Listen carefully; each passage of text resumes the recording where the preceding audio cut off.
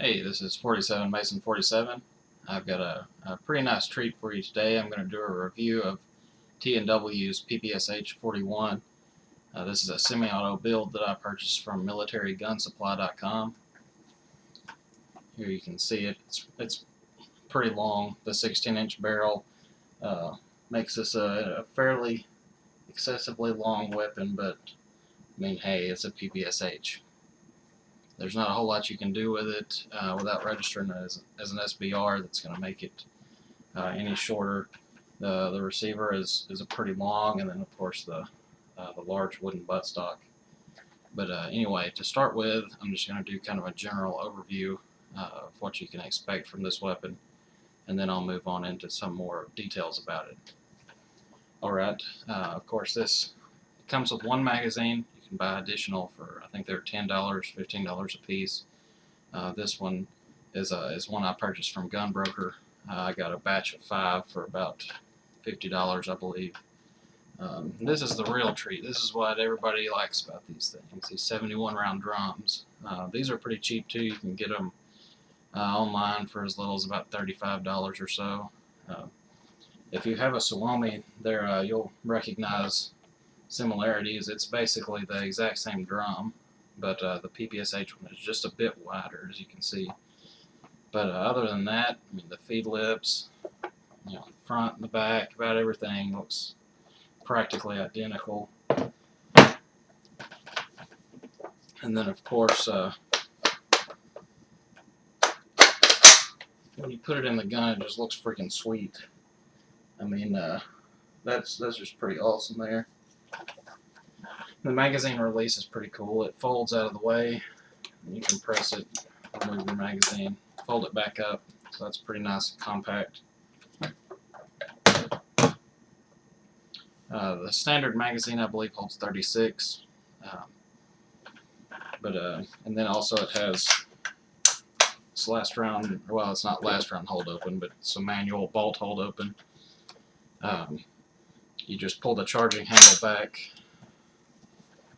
get a little closer here, and then you push this section in on the top, and the bolt will actually hold open, so then you can insert a magazine, and if you just flip this out to the side and let go, it'll slam forward, go ahead and load the round into the chamber for you. If you notice, the ejection port is on the top. This receiver is very thin as far as on the top, so there's not any room for it to eject out the side. That makes for a pretty cool effect. When you're shooting it, it'll pitch the brass somewhere around 10 feet up in the air. I think I counted it took about 3 seconds from the time of the shot before the bullet or the spent shell actually hit the ground. The sights are the original PPSh sights.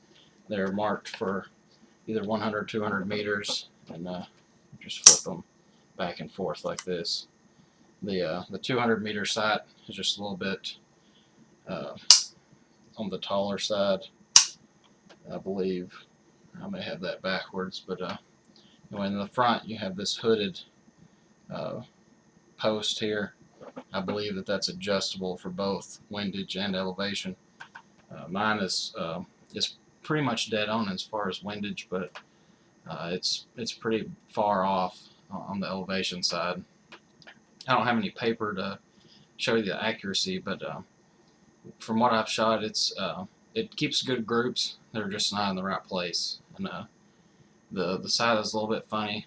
I'm not sure what kind of tool you're supposed to use to adjust that with. I haven't gotten around to looking for one of those yet. But the finish on this weapon is beautiful.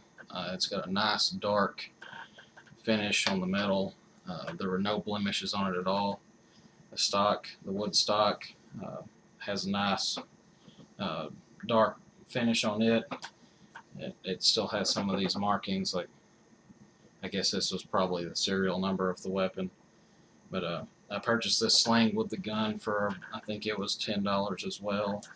I don't really use it. I just like having these original slings on my old milsurps. This one suffers the same problem with the trigger as other semi-auto military surplus SMGs kind of have that same problem with when you take it from an open bolt and then you put a striker fired closed bolt trigger group and all that kind of thing in there. To keep it safe, you have to make the trigger pull really excessively hard. The pull on this one is not very far. The trigger probably moves maybe 3 millimeters, but when I first got it, I actually thought it was broke because I pulled on the trigger so hard and it never would fire. I'll see if I can just demonstrate that for you. The safety is in the original position as the original PPSh and functions the same way. To the rear is safe, forward is fire. But you can see the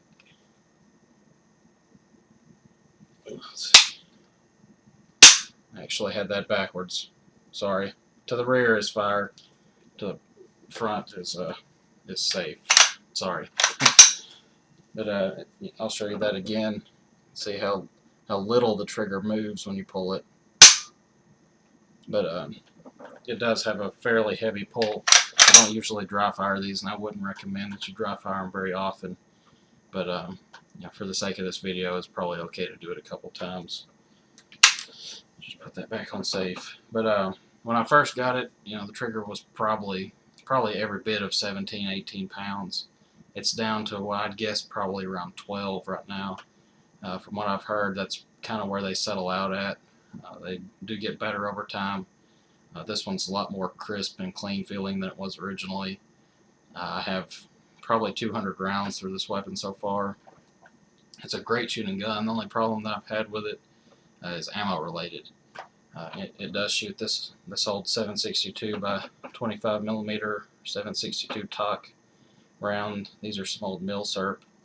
I mean, anytime that you're using 50-year-old ammunition, you can just kind of expect to have some duds.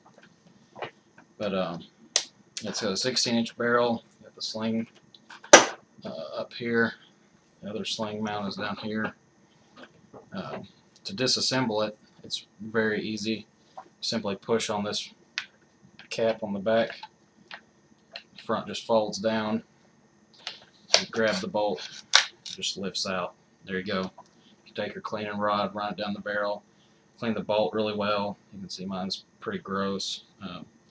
Shooting this old surplus ammunition, it seems like no matter how much you clean it, if you take it back apart, it's going to be just as flipping gross as it was when you got back from the range. As you can see, my hands have got like this crap all over them.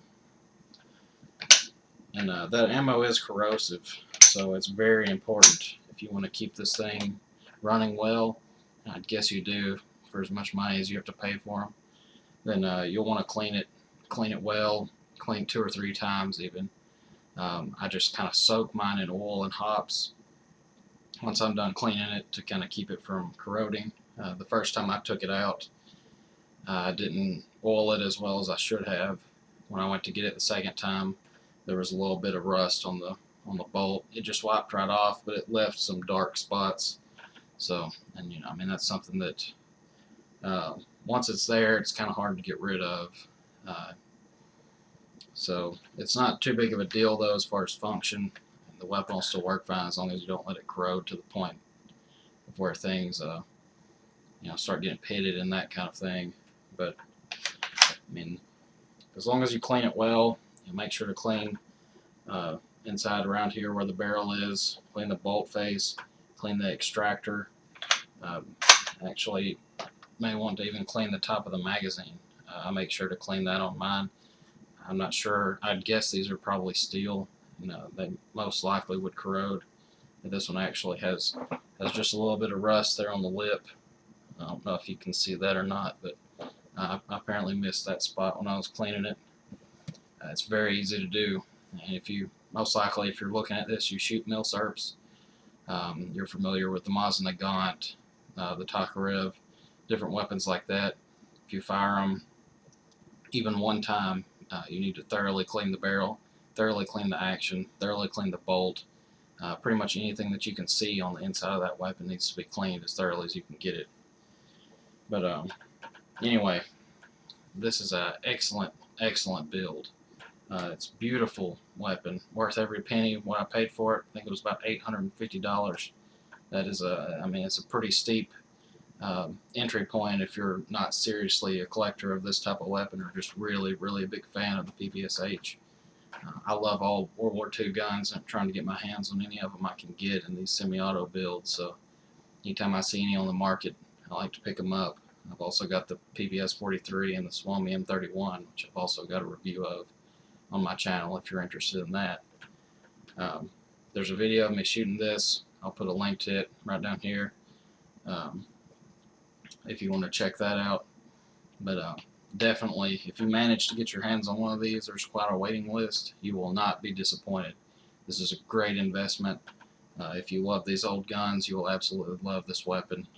The look and the feel, the operation, I mean, it's as close as you can get to the real thing without paying $15,000 for a NFA registered full auto. So I appreciate you watching the video. Thanks for the support if you subscribe. See you later.